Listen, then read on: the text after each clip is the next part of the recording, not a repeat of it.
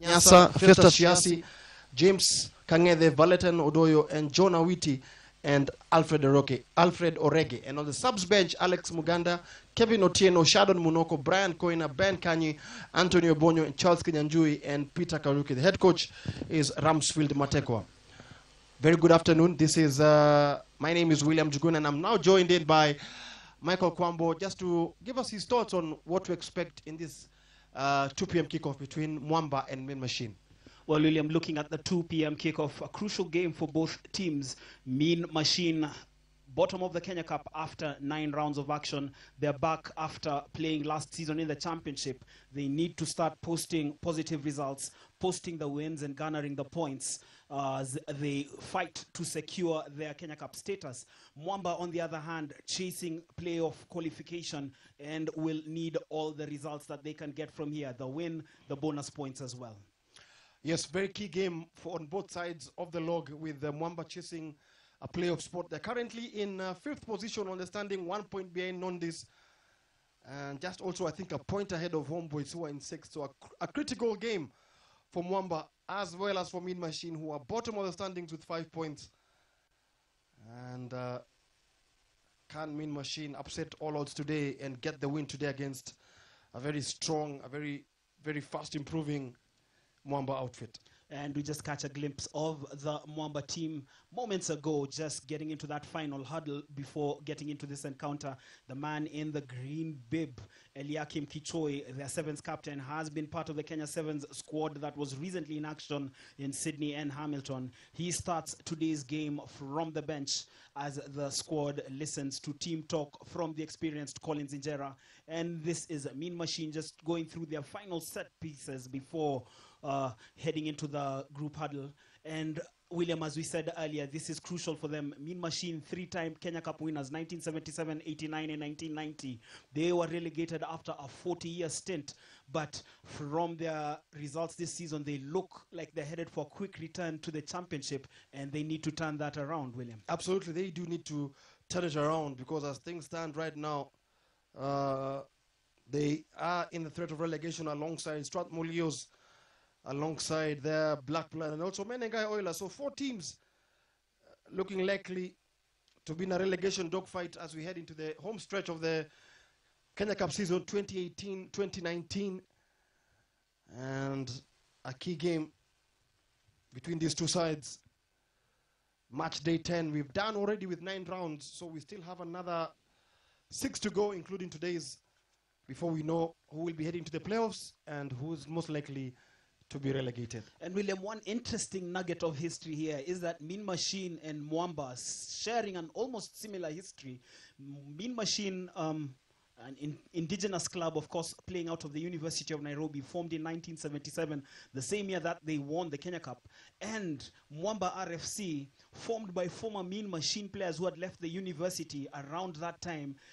They didn't want to play for any of the Ngong Road sides, Kenya Harlequin or Impala or Nondis, who were not on Ngong Road at that particular point in time, and decided to come together and form Mwamba RFC. It was very deliberate right from the name. In Kiswahili, Mwamba, which stands for rock, the decision to play in their black strip, and the decision, obviously, to play at the Nairobi Railway Club, which has been their home venue for the past 4 decades. Yes, excellent history there from Michael Kwamba about the two sides who are formed almost at the same time. And now they do go to the tunnel, ready to get proceedings underway here in the 2 p.m. kickoff. A win from Mwamba takes them above Nondis for a couple of hours before the 4 p.m. kickoffs later in the day. And William, in the previous shot, I couldn't help but notice Horace Otieno looking very comfortable in the replacement's seat, as if he's almost resigned to fate. But I'm sure that he will be devastating when he comes on. Of course, the fans still trickling into the KCB Sports Club in Ruaraka. It is a lazy Saturday afternoon in Nairobi, middle of the month, 16th of February. Many of them following the rugby action and opting to come here for the double header that is coming to you live and free on Bamba Sport, and also streaming on the internet to millions of viewers around the world. Yes, as we await the kickoff of this afternoon's game here at the Lions Den in Ruaraka KCB Sports Club. We were last here in December when KCB, well, actually, Queens beat Nondis here by 32 points to 10. I think on the last match day before the Christmas and New Year break. We've been here twice before, and we've seen some very surprising results. Of course, Nondis ending KCB's unbeaten run, and Queens beating Nondis 32 points to 10. And also, I think Mean Machine's only win actually on this ground came against Strathmore. So Mean Machine with 1 win out of 9 matches. Not very good form. The two teams come into the pitch now. Let's see there, Michael Agevi, Horace Otieno on the subs bench, veteran of this Mwamba side, veteran of the Kenya Sevens team in previous years gone by. William Jaguna, the KCB Sports Club in Ruaraka looking a lot better than it was when we were last year in December. Something that definitely will excite that man there in pink, Mr. Constant Cap, who is the center referee for this encounter. His assistant referees are Peter Leo and Paris Mkoko.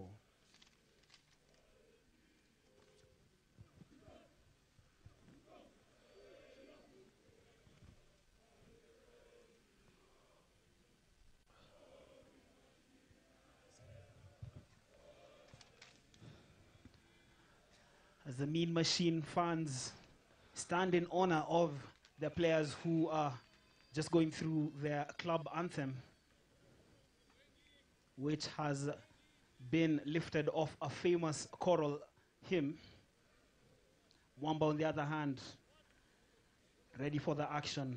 Much ado was for Mean Machine. My name is Michael Kwambo, and I'm with William Juguna, and we will be taking you through Kenya Cup Match Day 10, coming to you from the KCB Sports Club in Ruaraka. But KCB actually used to stand for Kenya Commercial Bank. Still stands, by the way. Nothing much has changed with those 3 letters, KCB, Kenya Commercial Bank, one of the biggest banks in the country. I think the biggest bank I don't know if it's by assets or by branches, but a powerhouse giant in terms of banking. Definitely, those are matters for the financial experts. We are now bringing you the rugby, and play has begun here between Mean Machine and Mwamba. It is Machine with the early forward ball. That is Ben Mwangi. Carries that ball forward. Marvin Karungi gets clean ball as referee Constant Carp was just urging Mwamba to watch the offside line, but they have indeed forced the turnover. This is hard running from Mike Okello, partnering Steve Sikuta in the second row. The man with the numberless shirt there for Mwamba is Tony Owor, and this is Joelin Zuga, hard running from the Mwamba winger. Desperate defense coming through from Machine. But the penalty advantage is with the boys in blue, and not the Kenya Police, but the students from the University of Nairobi, Mean Machine. Good start there from Mwamba. Last week they had a very slow start against Black Blood. Were fortunate enough to get the win by 26 points to 13, but they had a very slow start. And I think Kevin Wambua must have given them some very harsh words at halftime. They kicked in the second half, and of course, we all remember Collins Injera scored a hat-trick of tries in our televised game last week against Black Blood at the RFUA ground along Gong Road. So, we don't know if the pattern will follow the same script. We've had problems with our 2 p.m. kickoffs, especially the 2 sides. And there seems to be 2 balls on the pitch there, so Constant Cap gets rid of one of them.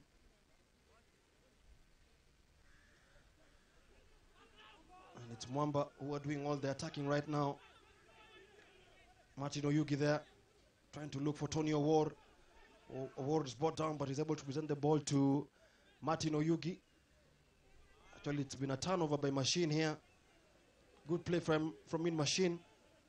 Marvin Karungi distributes the ball, gives it to his fly half Clinton Munyasa, and Munyasa looks for a pocket of space. And it's won here by Daniel Tabu, Kenya Sevens International. but most likely will be part of the team that heads to Las Vegas and Vancouver next weekend. Good play coming in from Mwamba there. Good deft handling coming in there from Salaton Muturi, but there was a knock by one of the forwards of Mwamba, and it's going to be advantage Mean Machine. Machine playing from left to right in the blue jerseys, blue socks, and navy blue shorts. Mwamba in the all black playing from right to left. First half, Marvin Karungi to feed this ball into this scrum, first scrum of the afternoon, and Constant Cap not happy with the binding of the front rows. Remember, it's match day 10 of the 2018-2019 Kenya Cup season. Kenya Cup action coming to you live from the Lions Den here in Ruaraka. So Karungi with the scrum put in. And it's a decent scrum coming in from Mwamba, but the referee, there seems to be a change in Michael Kwambo. Shadon Monoko, according to the lineups we got, was not starting, so he seems to be in the starting 15, and it's probably an issue we may have to raise with the clubs, because what they present to us and what we see on the pitch is not sometimes the real deal. As Karungi now feeds this ball into the scrum again, it's a reset scrum, and this machine scrum going backwards there, but Munyasa is able to put that ball downfield. Will that ball go out? Will go to the dead ball area, and Sami Tabu, or Daniel Tabu, will go for the 22-meter dropout. And of Kenya's best players on the sevens circuit so far, alongside Vincent Onyala. As they say, they are the future of Kenya sevens rugby. As Tabu now will go for the 22-meter dropout. It's a good kick, high up in the air there. Collins Injera chasing it. And Injera just puts his leg to that ball, but it's won here by James Kangede. Kangede boots that ball, but doesn't find touch. It finds John Marco Witty. Witty goes into contact, presents the ball to Martin Oyugi. Oyugi finds Salaton Muturi. Martin Oyugi, damming, looking for space here. Mwamba, Gideon Bithi there, trying to offload, but there was an offside being called by the referee, so it's going to be advantage to Mwamba, as Brian Mwangi now will look for territory. As we approach the 6-minute mark here at the Lions Den in Ruaraka.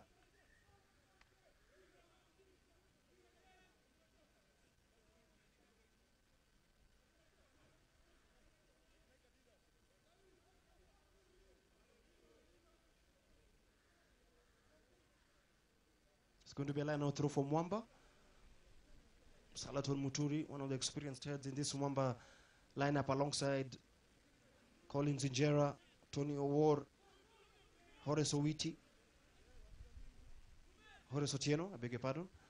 So Salaton Muturi, the line out throw finds Mike Okello. Okello distributed to Martin Oyugi, but the referee, Constant Cap, says that line out throw was not straight, and it's going to be a Mean Machine scramble. Very scrappy opening in this opening 6.5 minutes here at the Lions Den in Ruaraka.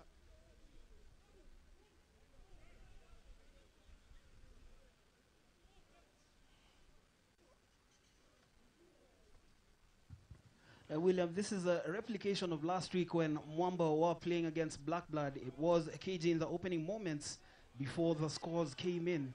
The full-time score in that one was 26-13 to the men in black. Moments earlier, we saw Shadon Munoko just break from the scrum. The ball is eventually claimed by Joel Nzuga. He leaves his man for dead, caught up in a bit of indecision, but he has a supporting man, the captain, Patrick Rohio. Former Strathmore man, plays it to Tony Owor, another player who played his club rugby at Strathmore Leos and Homeboys. This is good continuity from Mwamba. Martin Oyugi with the darting run into space. His movement was curtailed, but they still have the momentum. Collins Injera just making sure everything was secure in the ruck, but Constant Cap calling for the infringement penalty advantage to the black shirts.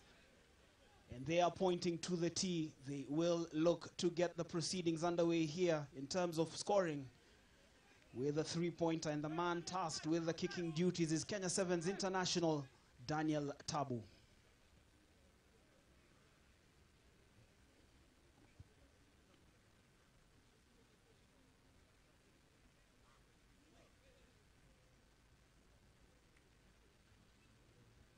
We've seen his kicking prowess from the tee over the past 2 seasons with Mwamba, something that he hasn't really exploited at the national team level, as the kicking duties with the Kenya Sevens are tasked to Johnston Olindi. That notwithstanding, Daniel Tabu's kick here is accurate. The opening points on the board 8 minutes into the match. It is Mwamba who take a 3-0 lead against Mean Machine from the University of Nairobi. That was a straightforward kick, and he was going to make no mistake.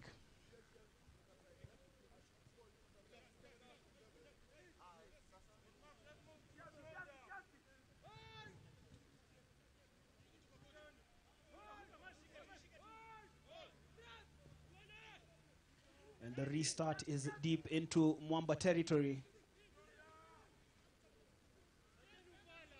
And it is claimed by Joel Nzuga. We have seen him bubbly with a lot of life in these opening moments. Martin Oyugi's attempted box kick looked to have gone south. You could just see it from his body language as soon as the ball left his boot.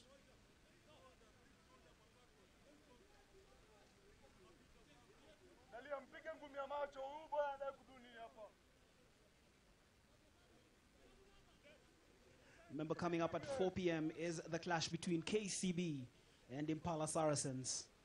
Also kicking off at 4 p.m. in venues across the country.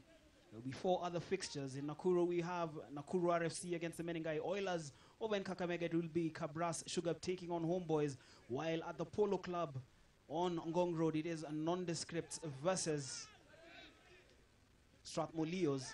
Over at the Kenyatta University, we have Black Blood taking on Kenya Harlequin. Play continues here at the KCB Sports Club. That is Marvin Karungi with the short pass to Cornell Omondi. Ben Mwangi eventually caught up in a spot of bother. There was indeed a handling error as Mean Machine concede possession.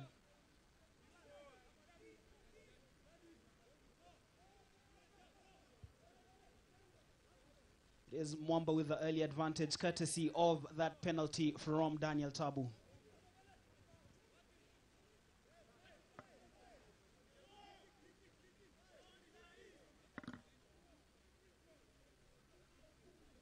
So we do have the scrum put in there from Mwamba. Martin Oyugi feeds that ball there. Tony O'War protecting it at the base of the scrum. Oyugi with a pass there to Brian Mwangi. Mwangi puts the kick to the corner, and it's going to be a line-out throw to Mwamba. We lead by 3-0. Very scrappy opening, just as we did last week. The 2 p.m. kickoffs, very notorious for very slow starts before teams find their rhythm and their groove in the second half. And William, once again, you just have to marvel at the state of the KCB Sports Club in Ruaraka. We saw this place in December, and it was something else. Yeah, it wasn't looking the very best, as Martin Oyugi now gets that ball, finds Steve Sikuta going on a very good run there. He's able to attract 2-3 defenders to him. Presents the ball to Martin Oyugi. Oyugi finds Collins Injera. Injera now finds Dios Mudaki. Daki goes into contact, presents the ball to Injera. And it's Mwamba on the attack here. Can they get the opening try? Yes, it is. Joel Nzuga. Try number 1 there for Mwamba.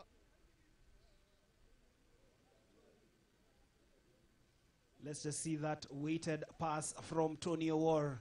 There was no stopping Joel Inzuga, who just zinged over the chalk for Mwamba's opening try of the match, taking the scores to 8-0. Daniel Tabu is tasked with the kicking duties. And William Juguna, looking at Mwamba, they have certainly come to the party, stating their intent early on and looking to seize their chances whenever they present themselves. Yeah, playing much better than they did last week against Black Blood. I think against Black Blood, which is a fellow university side, they got a bit slow, didn't get the game going very well, and they were a bit slow off the mark, but finally got the win as Tabu's conversion is missed. So it's 8-0 here. 13 and a half minutes gone here at the Lions Den in Dwaraka. And it's Mwamba leading by 8 points to 0. Well worked try here. Tony Awar able to draw in his defender and put in Joel Inzuga on the whitewash. Marvin Karungi saying that probably Inzuga had a foot in touch, but the referee having none of it, as Mwamba lead by 8 points to 0. Match day 10 of the 2018-2019 Kenya Cup season.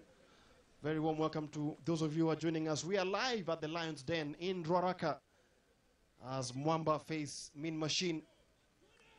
Nyasia with the restart. That kick is handled very well there by Patrick Rohio, former Strathmore Leos player.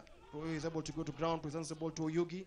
Oyugi gives the ball to Mwangi. Mwangi looks for a pocket of space. It's retrieved there by the Mean Machine side. Shadon Munoko. Munoko carrying the ball hard and strong. Draws two defenders. Karungi finds man there in jersey number 5, Cornel Omondi. Karungi again flings the pass out wide. Finds Clinton Munyasa. Not the best of passes there by Mean Machine. But they're able to retrieve it.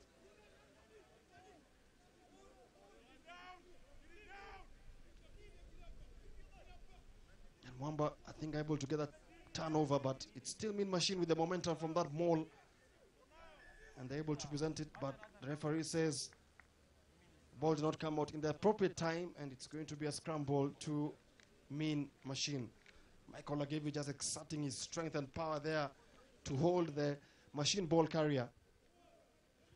And talking about Michael Lagevi, younger brother of Humphrey Kayange and Collins Injera, it is great to see him back on the field of play and playing consistency after a few injury-riddled years that have somehow curtailed his progress on the field of play.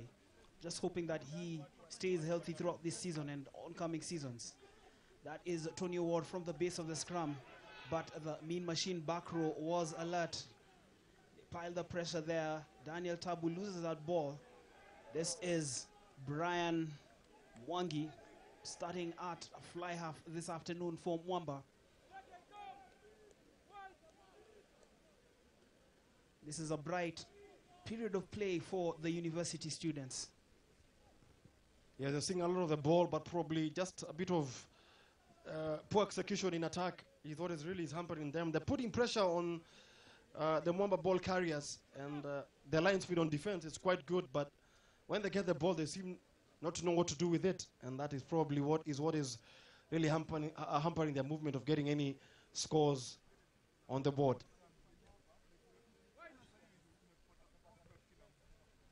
So it's going to be Marvin Karungu with the scrum put in here for Mean Machine. Can they get their first point on the board? They trail by 8 points to 0. Karungi finds Festus Shiasi. Shiasi, does he have support? Presents it again to Karungi. Karungi weighing his options here. Flings the pass out wide, and it's an intercept here by Joel Inzuga. And Inzuga is off. No stopping Joel Inzuga. This will be try number 2 for Mwamba. And Marvin Karungi's pass there, well read there by Joel Inzuga. And just like that, a flash in the pan, he was able to get that pass very well. And it was meant to go to Shadon Munoko, but Joel Inzuga read it very well.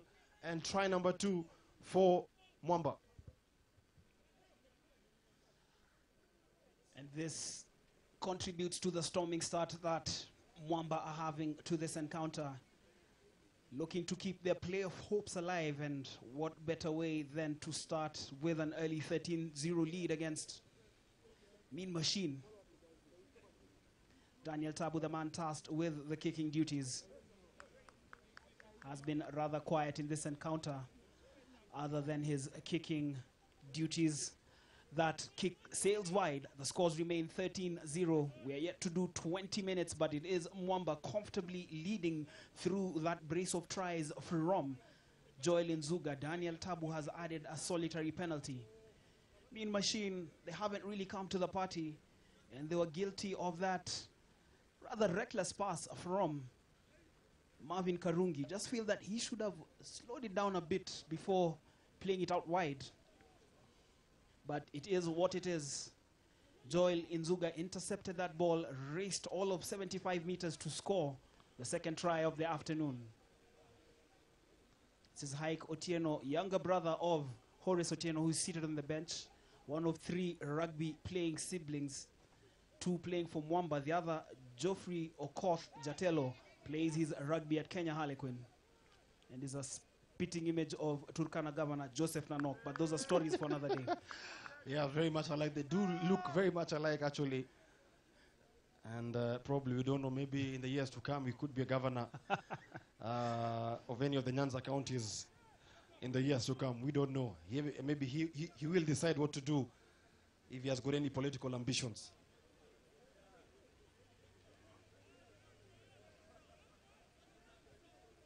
This is Daniel Tabu with the kick downfield. Mwamba electing to go for territory from that penalty that came off a machine transgression deep in Mwamba's territory. 13-0 the scoreline. Mwamba leading here, and already you just feel that it's not a matter of when, but it's not a matter of if, but when Mwamba will get the bonus points in the bag. Will they get it in the first half or in the second half? They lead by 13 points to 0. And Salaton Muturi with the line-out throw for Mwamba. Won very well there by Michael Kello. Kello now finds Tony Or Agevi. Rohio. Tabu now. Kicks that ball downfield. It is eventually claimed by Karungi. Karungi plays it to James Kangede. This has been the story of the half so far. Machine, yes, they've found themselves in possession, but they've been unable to do anything constructive with the ball that they get. Just forced to kick themselves out of trouble. This is Collins Injera back home. And we do know that he has got a turn of speed and a deceptive step as well, and strength. Just plays it to Brian Mwangi. Not the fastest player on the pitch. And at that particular point in time, not the most poised player on the pitch, losing out, conceding an easy turnover. Mean Machine once again finding themselves in possession. Yeah, a missed opportunity there for Mwamba. A good handling coming in from Colin Dinjera, Michael Agevi, but Brian Mwangi sloppy with possession there, while it looked like Mwamba was certainly going to get a third try there. And opportunity wasted. The Machine are able to dodge a bullet. After 21 minutes, it's a Mean Machine who are trailing by 13 points to 0. It could be a very long second half of the season for them. You can see that Collins Injera beating one defender and offloading the ball to his younger brother, Michael Agevi. Agevi was able to find there Brian Mwangi. Mwangi just dropping the ball there, and probably should have offloaded the ball to Agevi just to continue with the attack. And who knows, probably a third try could have been in the bag as we speak.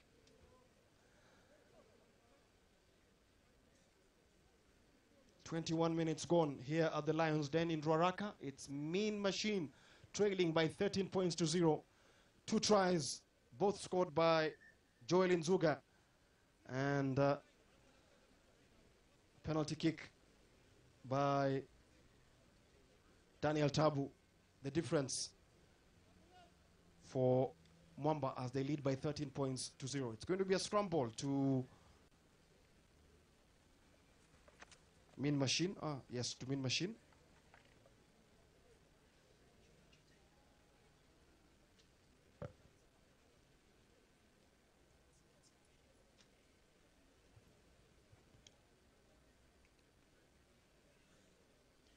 We played 22 minutes of the first half. Is the men in black from Mwamba RFC leading Mean Machine by 13 points to 0. 2 tries from Joel Nzuga, Daniel Tabu with a solitary penalty.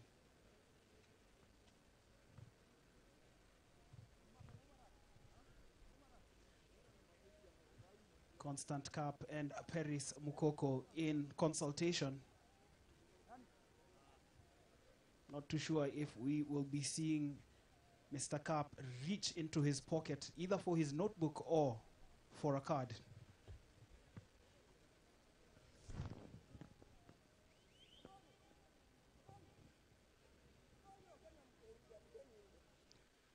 As the sun continues to kiss the KCB Sports Club ground here in Ruaraka, located off the Thika Superhighway in Nairobi.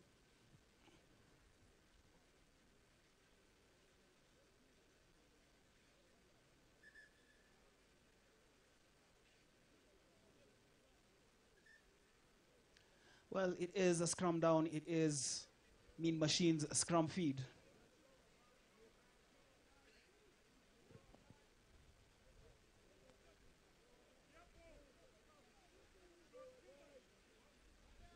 Marvin Karungi versus 20-year-old Martin Oyugi. Is Karungi with the scrum feed, and he gets clean ball from his forwards. Plays it to Clinton Munyasa, who punts it downfield. It just bounces off the chest of Felix Otieno, who was probably blinded by the sun. But the sun is literally overhead, and it can be used as an offensive weapon by the attacking team, William Juguna. Absolutely, yes. It can be used as an attacking weapon. It's pretty much overhead as we speak. And anytime you look up into the sky, it's just there blinding you for a moment or two. But those are the challenges of playing at this point in time. 2 p.m. kickoffs. You have to adapt. Absolutely, yes, you do have to adapt. And that kick there from Clinton Munyasa there, going straight out and handing back the advantage and possession back to Mwamba. It's won there by Collins Injera, who is being used as a line-out option.